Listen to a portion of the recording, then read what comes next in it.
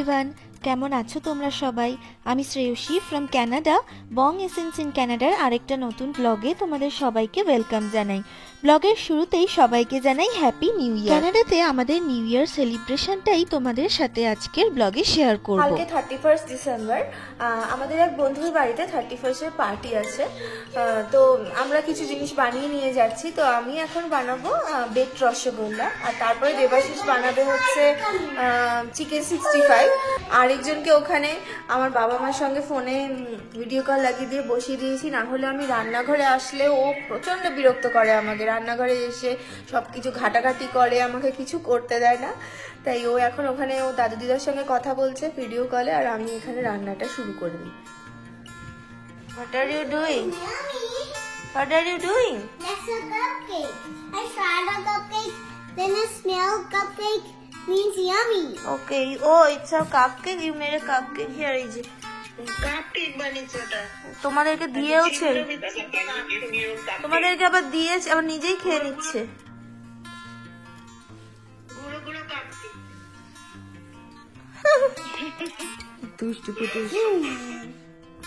কালকের পার্টির খাবারের লিস্টের মধ্যে একটা স্টার্টার আর একটা ডেজার্ট নিয়ে যাওয়ার দায়িত্ব আমাদের উপর পড়েছে। তো তাই ডেজার্টের জন্য আমি এখন বেকড রসগোল্লা বানাচ্ছি। প্রথমেই একটা সসপ্যানের মধ্যে দুধটাকে কেশর আর এলাচের গুঁড়ো দিয়ে ভালো করে ফুটিয়ে নিতে হবে।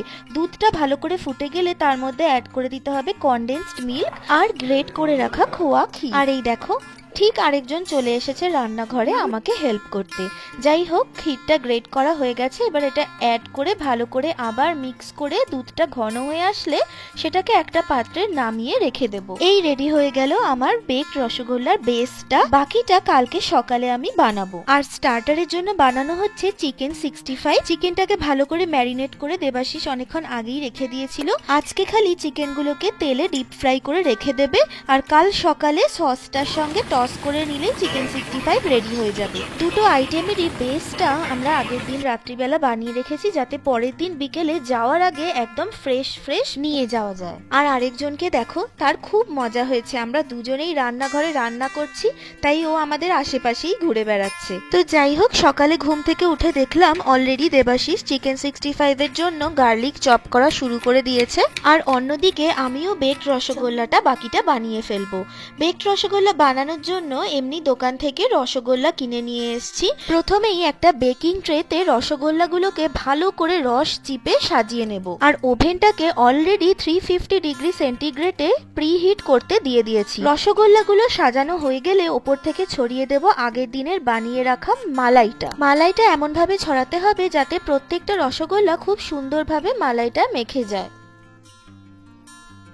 Nice.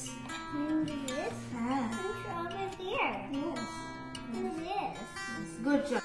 উপর থেকে গার্নিশিং করার জন্য আমি কয়েকটা পিস্তাশিও ছাড়িয়ে নিচ্ছি। এগুলোকে একটু ক্র্যাশ করে পরে ওপর দিয়ে ছড়িয়ে দেব। আর একটা জিনিস, রসগোল্লার ট্রেটাকে ওভেনে ঢোকানোর আগে ওপর দিয়ে ছড়িয়ে দেব বেশ কিছুটা কেশর। কেশরটা ছড়ালে খুব সুন্দর একটা কালার আসে। চলো, রসগোল্লার ট্রেটা একদম রেডি। ওভেনটাও এতক্ষণে প্রিহিট হয়ে একদম রেডি হয়ে গেছে। এরপরে 350 ডিগ্রিতে 15 মিনিট বেক করব, আর তারপরে 400 ডিগ্রিতে 5 থেকে 10 মিনিট ব্রয়েল করে নিলে রেডি হয়ে যাবে বেকড রসগোল্লা। চলো, রসগোল্লাটা হতে হতে এদিকে চিকেন 65 এর সসটা বানিয়ে ফেলি। একটা বোলে chilli garlic sauce, chilli sauce, tomato sauce আর সোয়া সস, সাথে একটুখানি ব্ল্যাক পেপার পাউডার একসঙ্গে মিক্স করে আগে থেকে রেডি করে রাখতে হবে। এরপরে তেল গরম করে তার মধ্যে দিয়ে দিতে হবে বেশ কিছুটা চপড গার্লিক। চিকেন 65 এ কিন্তু চপড গার্লিক বেশ অনেকটা পরিমাণে দিতে হয়। গার্লিকগুলো ভালো করে ভাজা হয়ে গেলে তার মধ্যে দিয়ে দিতে হবে কারি পাতা আর আগে থেকে বানিয়ে রাখা সসের মিক্সটা। এরপরে এটাকে ভালো করে মিক্স করে নিতে হবে। কি করছো তুমি? কি করছো তুমি এখানে? কি করছো? মাম্মা এন্ড পাপা তো কুকিং করছে, তুমি কি করছো? I'm helping. ওকে মাম্মা, হাত দেয় না, হাতে লেগে যাবে। সসটা মোটামুটি ভালো করে রান্না হয়ে গেলে তারপরে অ্যাড করে দিতে হবে আগের দিনের ভেজে রাখা চিকেনগুলো। চিকেনটা অ্যাড করে এই সসের মধ্যে ভালো করে টস করতে হবে। Why would I take you now?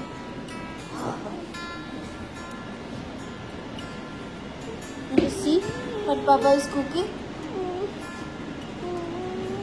চিকেনগুলো সসের সঙ্গে ভালো করে টস করা হয়ে গেলে উপর থেকে স্প্রিং অনিয়ন ছড়িয়ে নামিয়ে নিলেই রেডি হয়ে যাবে চিকেন 65। উফ, যা হেভি দেখতে হয়েছে। এটা নামানোর পরেই কয়েকটা আমি অলরেডি টেস্ট করে নিয়েছি আর খেতে অসাধারণ হয়েছে জাস্ট। চলো চিকেন 65টা বানাতে বানাতে ওদিকে বেকড রসগোল্লাটাও মনে হচ্ছে হয়ে গেছে। হ্যাঁ, এই দেখো কি সুন্দর কালার এসছে। এবারে এটাকে ওভেন থেকে সাবধানে বার করে নেব। ওই লাস্টে 5-7 মিনিট ব্রয়েলে দিলেই ওপর থেকে এই যে পোড়া পোড়া একটা ভাব এসছে ওইটা এসে যায়। আমাদের বেকড রসগোল্লাও রেডি। এবার ওপর থেকে চপড পিস্তাশিও গুলো আস্তে আস্তে ছড়িয়ে দেব। চলো দুটো রান্নাই ডান। এবারে আস্তে আস্তে রেডি হওয়া যাক। Is it spicy?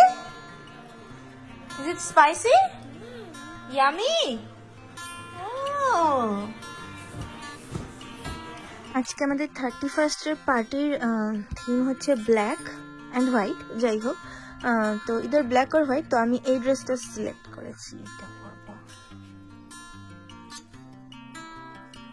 এটা আমার, এটা ডোরিনের।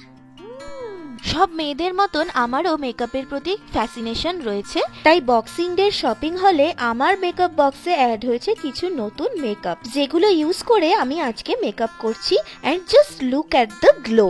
তোমরাও যদি এরকম একটা গ্লোয়িং গ্ল্যামারাস লুক চাও তাহলে যে স্টোভ ক্রিমটা আর ফাউন্ডেশনটা আমি ইউজ করেছি সেটা কিন্তু must have.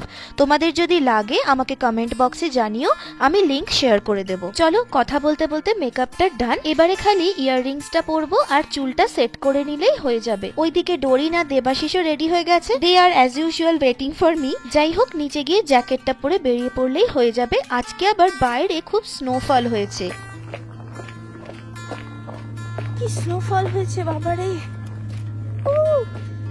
I'm wearing heels. কি করব বলো, এত সুন্দর জামার সঙ্গে কখনো স্নো বুট মানায়?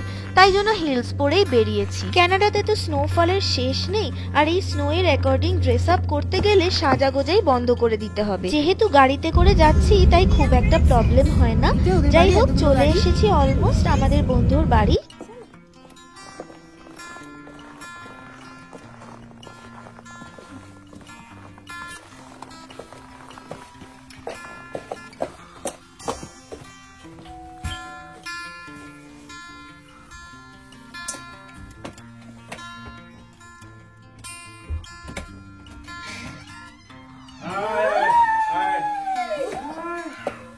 ঢুকে তো পুরো অবাক, কি দারুণ অ্যারেঞ্জমেন্ট করেছিল ওরা, সেটা তোমাদেরকে আগে ঘুরে দেখাই চলো। প্রত্যেকটা খাবার এত সুন্দর করে ডেকোরেশন করা আর টেস্টও তেমনই সুন্দর।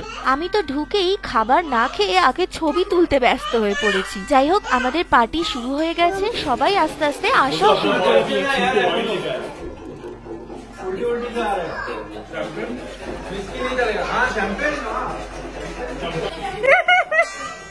What is it? Chapli kebab. Oh my goodness.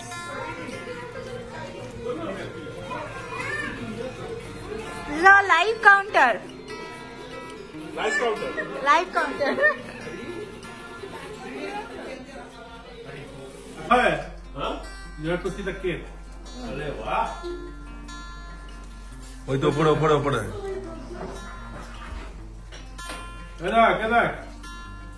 Get just to give the peace. Oh.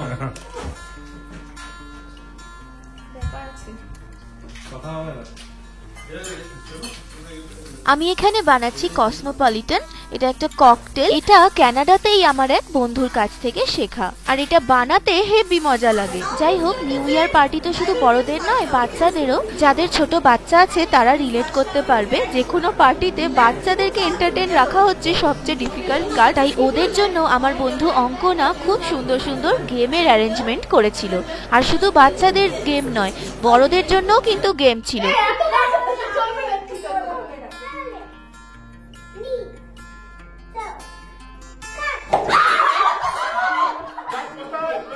তো গেমটা হচ্ছে মাঝখানে একটা কাপ রাখা হবে আর হাজবেন্ড ওয়াইফ একে অপরের অপোজিটে দাঁড়াবে। কেউ একজন বিভিন্ন বডি পার্টস এর নাম বলবে আর সেই বডি পার্টস গুলোকে এক এক করে টাচ করতে হবে। আর মাঝখানে হঠাৎ করে কাপ বললেই কাপটা যে আগে তুলবে সেই জিতবে। মাউস ব্যাক কাপ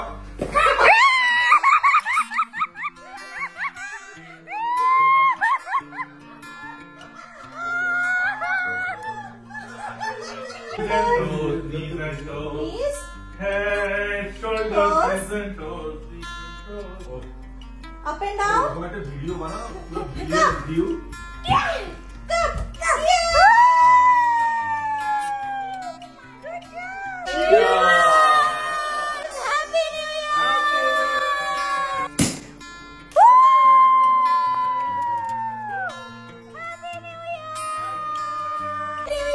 আমরা যে চকলেট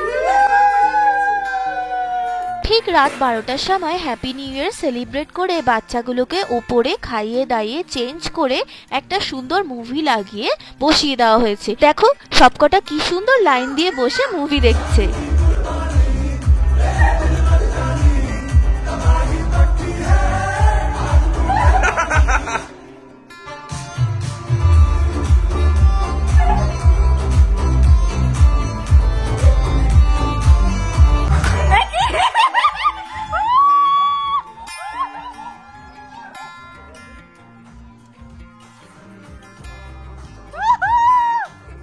নাচ গান আড্ডা খাওয়া দাওয়ায় নতুন বছরের শুরুটা জমজমাট কাটলো। আমার ব্লগ যারা দেখো বা যারা নতুন দেখছো তাদের আবার জানাই হ্যাপি নিউ ইয়ার। নতুন বছর সবার খুব ভালো থাকুক, সবাই সুস্থ থেকো, নতুন বছরে সবাই প্রচুর মজা করো। আজকের ব্লগটা তাহলে এখানেই শেষ করছি। সবশেষে আমার চ্যানেলটা একটু প্লিজ সাবস্ক্রাইব করে দিও।